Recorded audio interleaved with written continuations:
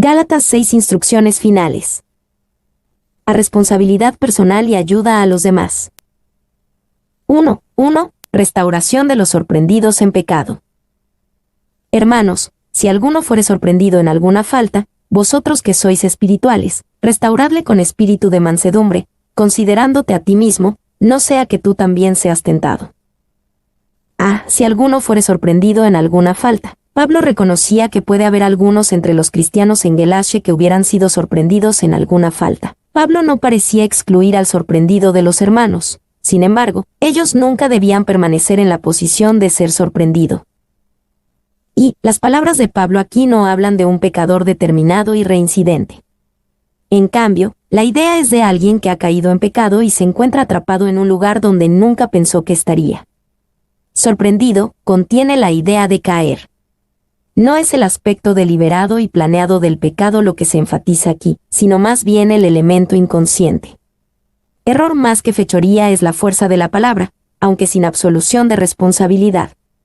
Ridderbos, citado en Morris. 2.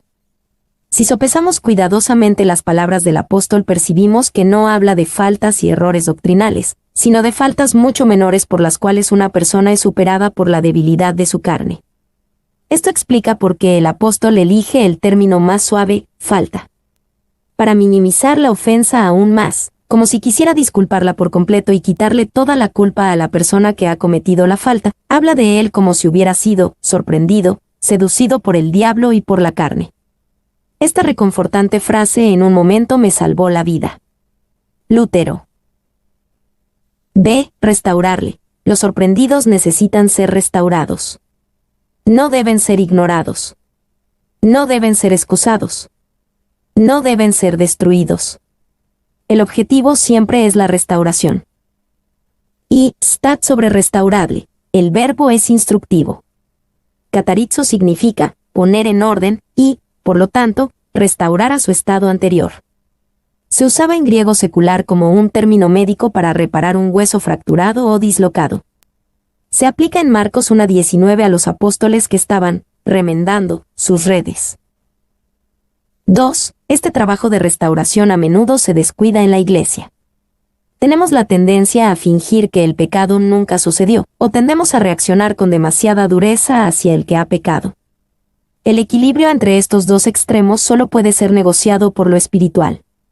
Debería ser normal hacer lo que Dios dice aquí, pero no lo es.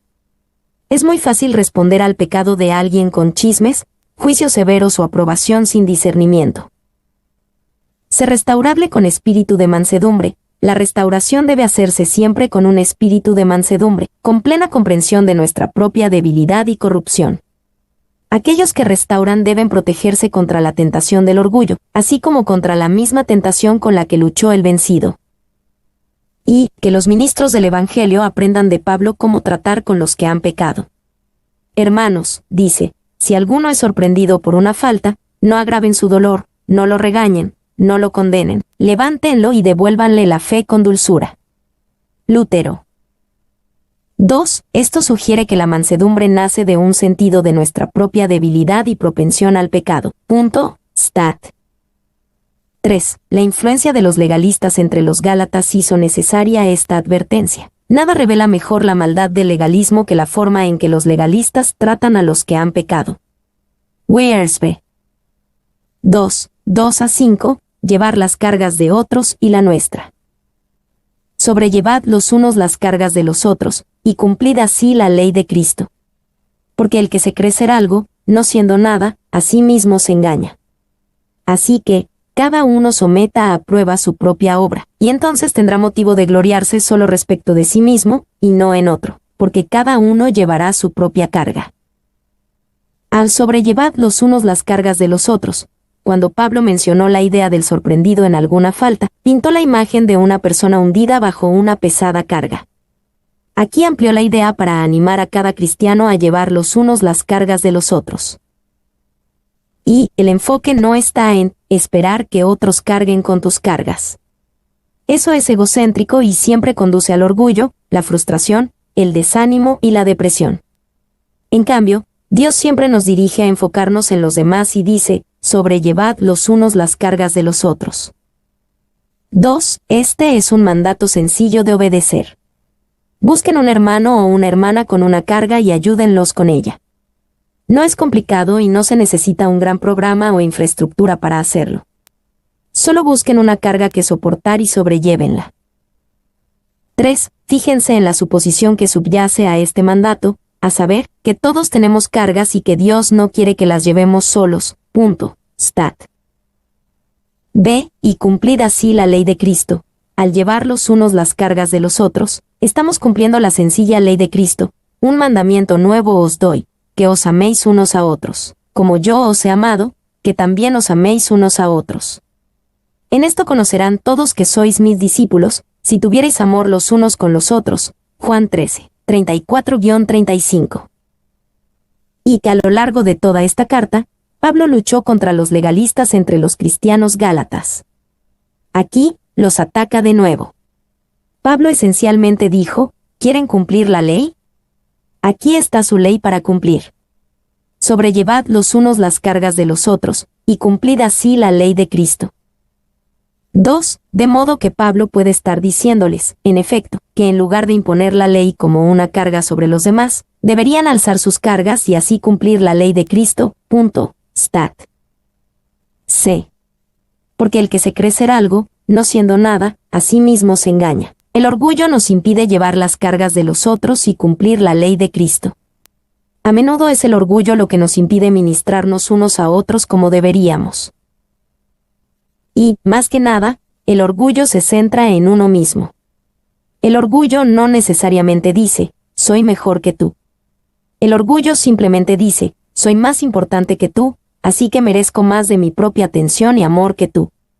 En cambio, la humildad bíblica nos dice, yo no soy más importante que tú. Déjame ocuparme de tus cargas y necesidades. 2. Cuando alguien cree ser algo, no siendo nada, también ahoga el ministerio de otra manera. Por orgullo, la gente se negará a recibir ayuda cuando alguien más se acerque para ayudar a sobrellevar su carga. 3. Es importante entender que Pablo le escribió a cada cristiano cuando dijo, no siendo nada. En el sentido en que Pablo usa la idea aquí, no se trata de que algunos cristianos son algo y otros son nada, y que el problema sea que los nada piensen que son algo. En cambio, Pablo escribe con la misma idea detrás de Filipenses 2, 3b, 4, antes bien con humildad, estimando cada uno a los demás como superiores a él mismo, no mirando cada uno por lo suyo propio, sino cada cual también por lo de los otros.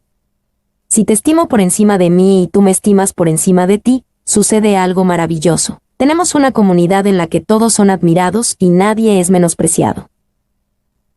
4. El significado es más general y, por lo tanto, debe expresarse así. Dado que todos los hombres no son nada, el que desea parecer algo y se persuade a sí mismo de que es alguien, se engaña a sí mismo. Calvin. D. A sí mismo se engaña. Hay pocas cosas más engañosas que el orgullo. Ser orgulloso es estar ciego al favor y los dones de Dios libremente dados, ciego a nuestro pecado y depravación, ciego a lo bueno de los demás y ciego a la necedad del egocentrismo. Y, a menudo nos enojamos cuando alguien nos engaña. Sin embargo, no nos tomamos el peligro de engañarnos a nosotros mismos tan en serio como deberíamos. Es algo grave y terrible engañarse a uno mismo. La miseria de la mayoría de los hombres es que sus mentes están tan mal colocadas como sus ojos. Ninguno de ellos mira hacia adentro. 2. Esto ayuda a explicar el mayor engaño del mayor de los engañadores, el mismo Satanás. Si hubo alguien que pensó ser algo, no siendo nada, fue Satanás antes y después de su caída. Y si hay alguien que a sí mismo se engaña, seguramente es Satanás quien trabaja una y otra vez contra Dios en el autoengaño de que un día triunfará. Así que, cada uno someta a prueba su propia obra, en lugar de engañarnos a nosotros mismos. Debemos hacer un examen cuidadoso y sobrio de nuestras obras ante Dios. Si no lo hacemos y si continuamos bajo nuestro autoengaño, entonces podemos pensar que nuestras obras son aprobadas ante Dios, cuando en realidad no lo son. Queremos que nuestro obrar sea aprobado ante Dios, para que nuestra gloria en el día de la recompensa pueda ser por nuestra propia obra y no por la obra de otro. Y hay otro aspecto de gloriarse solo respecto de sí mismo. Significa tener gozo en tu propio caminar con el Señor, en lugar de sentirte espiritual porque alguien a tu alrededor quizás sea sorprendido en alguna falta. F. Porque cada uno llevará su propia carga. La Biblia habla de un día en que nuestras obras serán examinadas ante el Señor. Este es el tribunal de Cristo descrito en Romanos 14:10 y 2 Corintios 5:10. En ese día, cada uno llevará su propia carga. Y no hay contradicción entre llevar los unos las cargas de los otros, Gálatas 6:2, y cada uno llevará su propia carga, Gálatas 6:5. En Gálatas 6:5, Pablo hablaba de nuestra responsabilidad final ante Dios. En Gálatas 6:2, hablaba de nuestra necesidad de cuidar a los demás en el cuerpo de Cristo. 2. También hay una diferencia en la redacción que usa Pablo. La palabra carga en Gálatas 6:5 era un término común para la mochila de un hombre. La palabra para cargas en Gálatas 6:2 era una palabra diferente que significa cargas pesadas, aquellas que son más de lo que un hombre debería llevar. Al final, todos seremos responsables de nuestras propias obras, pero podemos ayudar a soportar las cargas de los demás. 3, 6 a 10. Hacer el bien a los demás en la familia de la fe. El que es enseñado en la palabra, haga partícipe de toda cosa buena al que lo instruye. No os engañéis, Dios no puede ser burlado, pues todo lo que el hombre sembrare, eso también segará. Porque el que siembra para su carne, de la carne segará corrupción, mas el que siembra para el Espíritu, del Espíritu segará vida eterna. No nos cansemos, pues, de hacer bien, porque a su tiempo segaremos, si no desmayamos. Así que, según tengamos oportunidad, hagamos bien a todos, y mayormente a los de la familia de la fe. A. El que es enseñado en la palabra, haga partícipe de toda cosa buena al que lo instruye. En este contexto de cuidarnos unos a otros, Pablo instruye a los que son enseñados a apoyar. Haga partícipe de toda cosa buena a los que les enseñan. Y hacer partícipe de toda cosa buena lleva la idea centrada en el apoyo financiero, pero no se limita a ello. De la variedad de interpretaciones de las palabras de Pablo aquí, la más común es también la más probable. Esto toma participar en el sentido de dar activamente y toda cosa buena en el sentido de bienes físicos. Lucas 1:53, 12, 18-19, 16-25. Fon. 2. Lightfoot traduce el sentido de esto, hablé de llevar las cargas de los demás. Hay una aplicación especial que haría de esta regla. Atiendan las necesidades temporales de sus maestros en Cristo. 3. Pasajes como este son importantes, pero pueden resultar incómodos para el predicador. Martín Lutero escribió, todos estos pasajes están destinados a beneficiarnos a los ministros. Debo decir que no encuentro mucho placer en explicar estos versículos. Se me hace parecer que hablo en mi propio beneficio. 4. La relación correcta entre maestro y enseñado, o entre ministro y congregación, es una de koinonia, compañerismo, o asociación. Entonces Pablo escribe, que al que se le enseñe la palabra comparta, koinoneito, todas las cosas buenas con el que enseña, stat. No es un pago, es compartir. V. Este es un principio espiritual básico, aunque a veces descuidado. Los que te alimentan y bendicen espiritualmente deben ser apoyados económicamente por ti. Pablo repitió este principio en varios otros lugares. Si nosotros sembramos entre vosotros lo espiritual, es gran cosa si segaremos de vosotros lo material. 1 Corintios 9:11. Así también ordenó el Señor a los que anuncian el Evangelio, que vivan del Evangelio. 1 Corintios 9:14. Los ancianos que gobiernan bien, sean tenidos por dignos de doble honor, mayormente los que trabajan en predicar y enseñar, 1 Timoteo 5:17. Si les confías tu salud espiritual, también debes confiar en ellos para administrar los dones del pueblo de Dios. Lucas 16:11. D. A menudo me he preguntado por qué todos los apóstoles reiteraron esta petición con una frecuencia tan vergonzosa. Hemos llegado a comprender por qué es tan necesario repetir la amonestación de este versículo. Cuando Satanás no puede reprimir la predicación del Evangelio por la fuerza, trata de lograr su propósito golpeando a los ministros del Evangelio con pobreza. Lutero. B. No os engañéis, Dios no puede ser burlado, pues todo lo que el hombre sembrare, eso también segará. A los que dudan en compartir toda cosa buena con los que les enseñan, Pablo les recordó el principio de Dios de sembrar y cosechar. Su dar, haga partícipe de toda cosa buena al que lo instruye, no es como tirar dinero, es como plantar semillas, y todo lo que el hombre sembrare, eso también segará. Y considerar el compartir toda cosa buena al que lo instruye como un desperdicio es burlarse de Dios. Es el egoísmo el que se burla de la generosidad de Dios hacia quienes le dan a Él. Lutero lo expresó enérgicamente: tengan cuidado, burladores. Dios puede posponer su castigo por un tiempo, pero te encontrará con el tiempo y te castigará por despreciar a sus siervos. No puedes burlarte de Dios. 2. El punto de Pablo es que el pueblo de Dios no debe toda cosa buena al que lo instruye porque es bueno para el maestro. Deben hacerlo porque es bueno para el que es enseñado y comparte, y el principio de cosechar y sembrar lo demuestra. C. Porque el que siembra para su carne, de la carne segará corrupción, mas el que siembra para el Espíritu, del Espíritu segará vida eterna. Si queremos segar para el Espíritu, no debemos dudar en sembrar para el Espíritu con cualquier recurso que Dios nos haya dado. Y un agricultor cosecha lo mismo que sembró. Si planta trigo, brota trigo. De la misma manera, si sembramos hasta la pulpa aumentará en tamaño y fuerza. 2. El agricultor cosecha lo mismo que sembró, pero no exactamente. La semilla de manzana no solo produce más semillas de manzana, sino más manzanas con semillas. Aún así, cuando sembramos para el Espíritu incluso con cosas materiales, lo que cosechamos no son necesariamente cosas materiales, sino algo mejor: del Espíritu segaremos vida eterna. Por lo tanto, no damos como una inversión burda o un esquema para hacer dinero, aunque estamos completamente seguros de que nunca seremos los perdedores por dar. 3. El agricultor también cosecha más si ha sembrado más, y la relación entre lo que siembra y lo que cosecha es exponencial. Un agricultor puede plantar una semilla de manzana y recibir cientos de manzanas con el tiempo. D.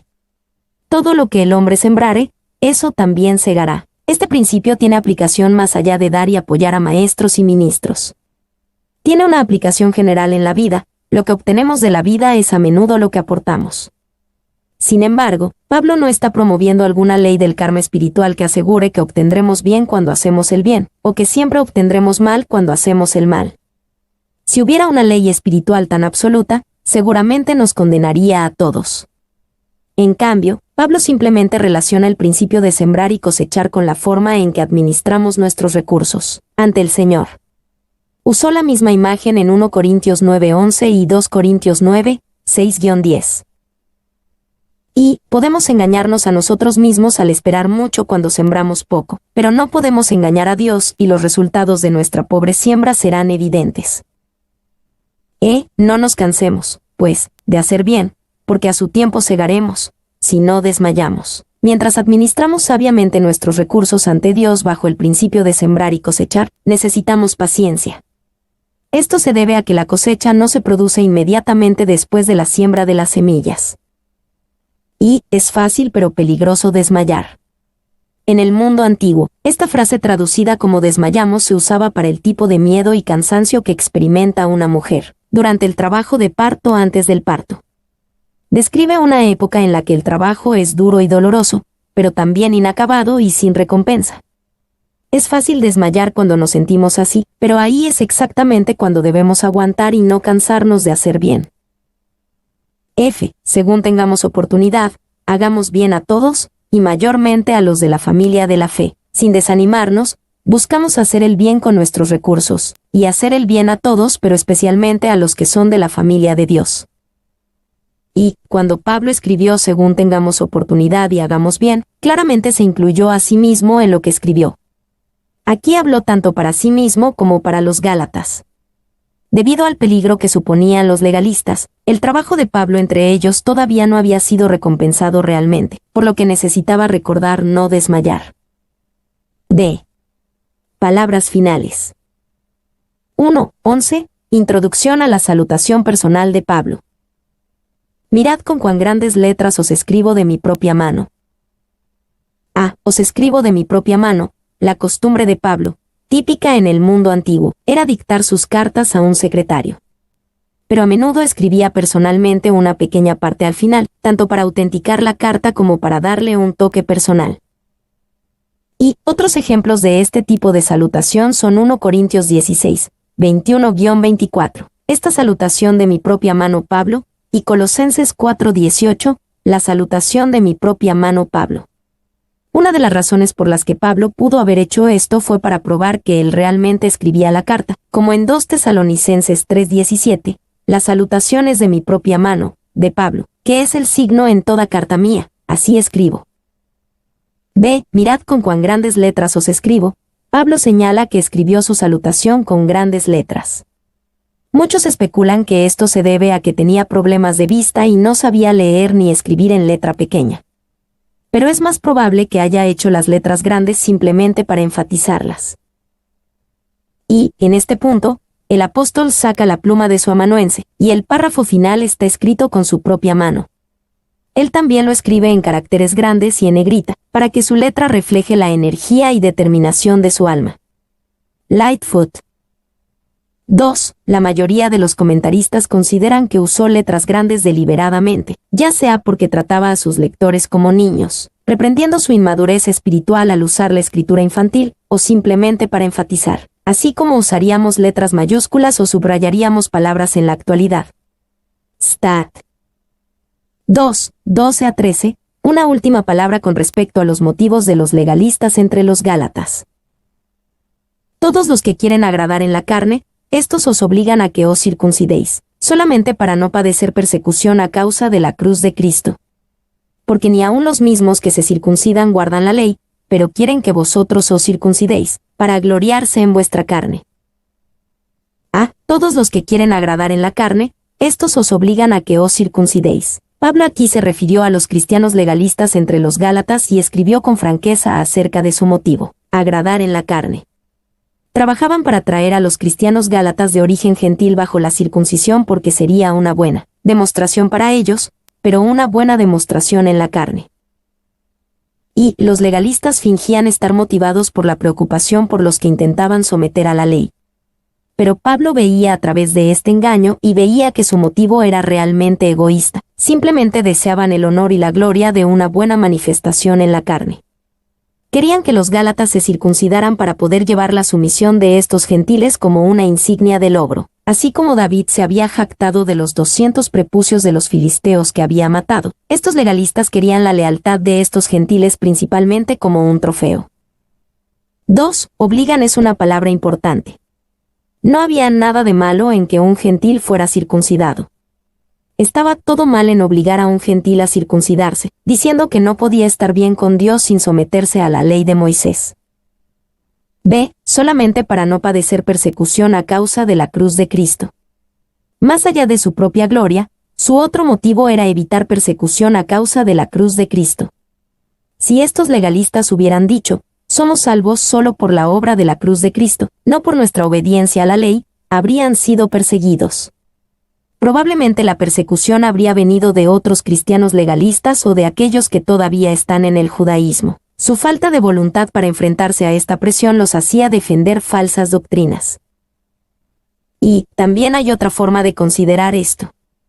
Al alinear el cristianismo con el judaísmo al enfatizar la circuncisión y la ley de Moisés, los hombres podían escapar de la persecución de los romanos.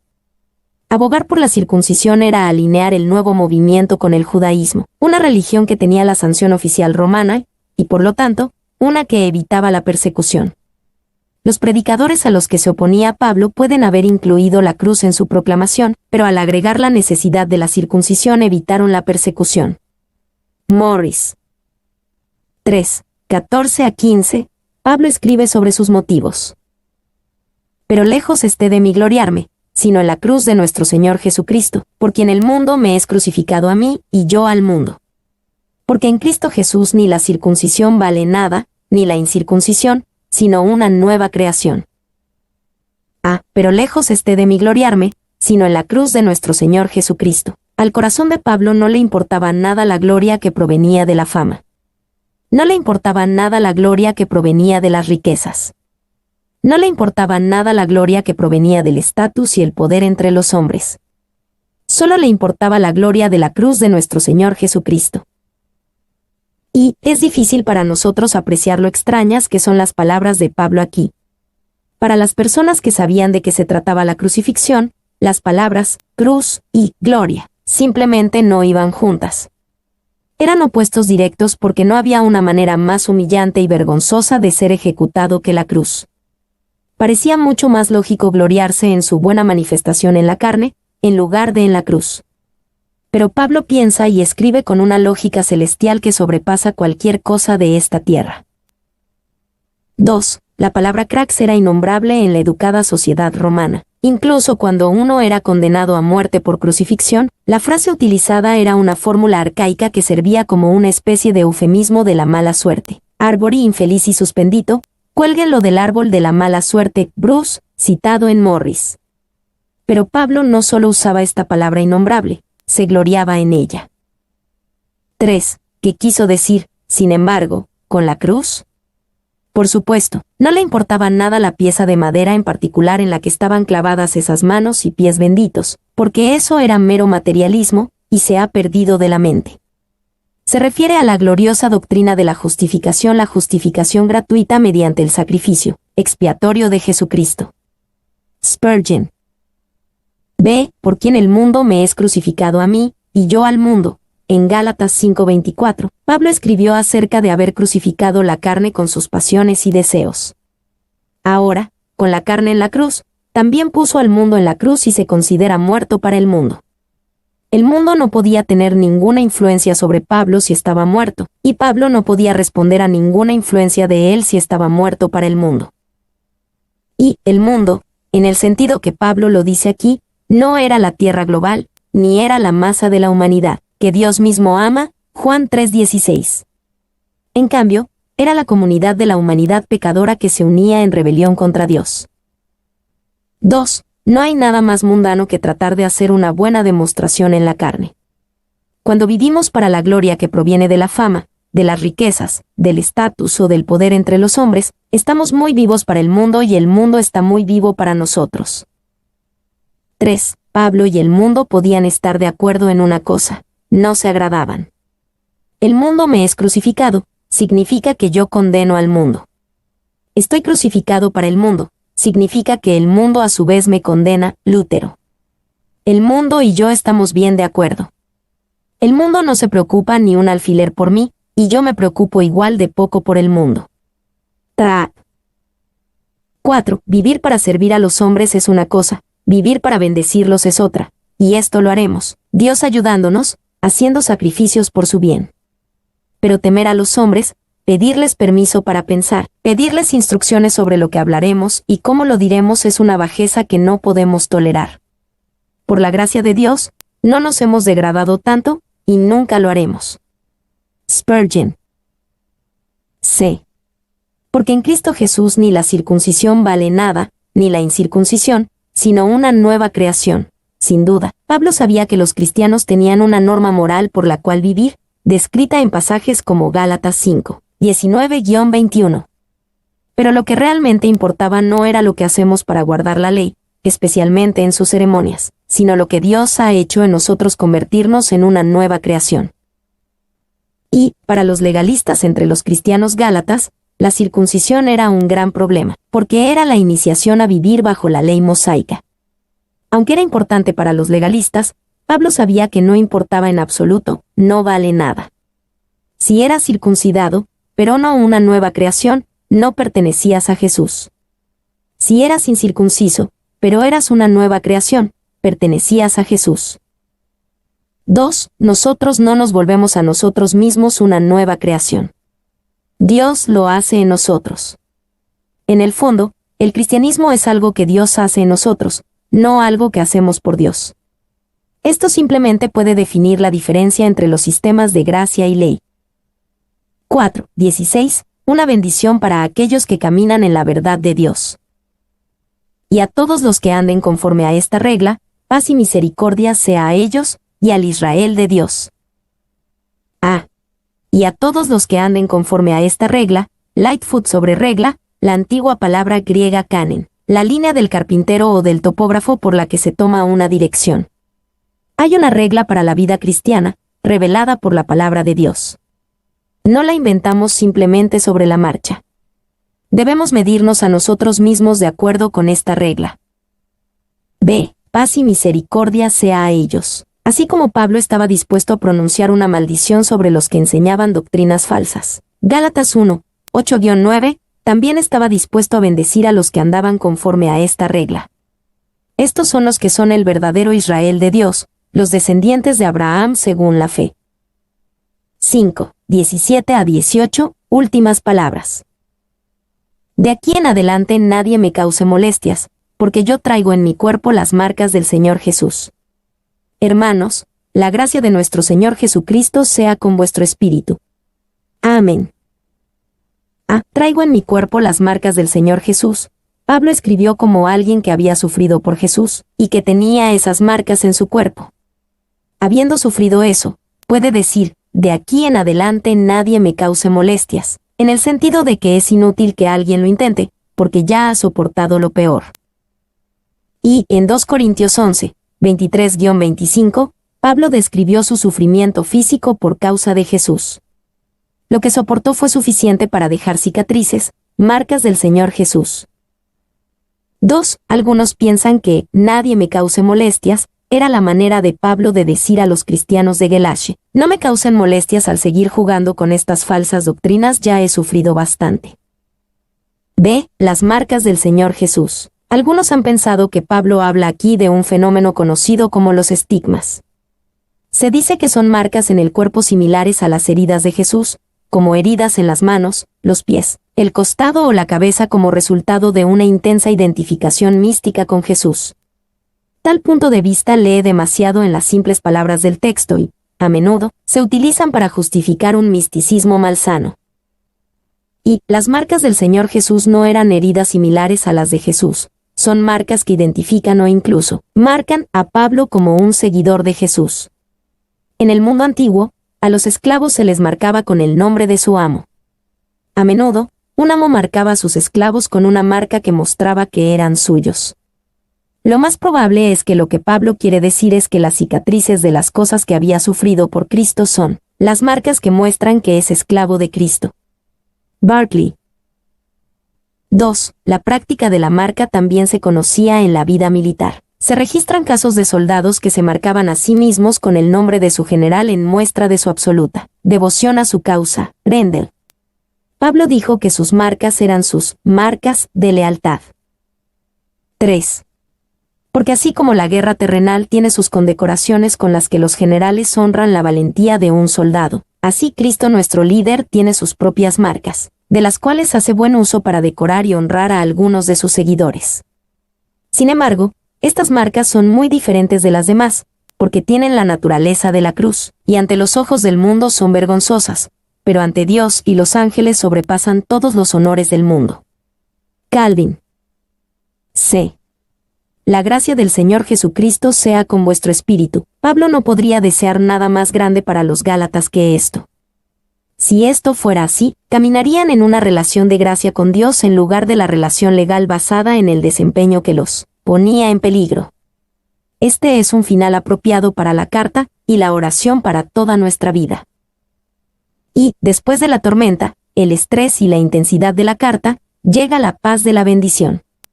Pablo ha discutido, reprendido y persuadido, pero su última palabra es gracia, para él la única palabra que realmente importa.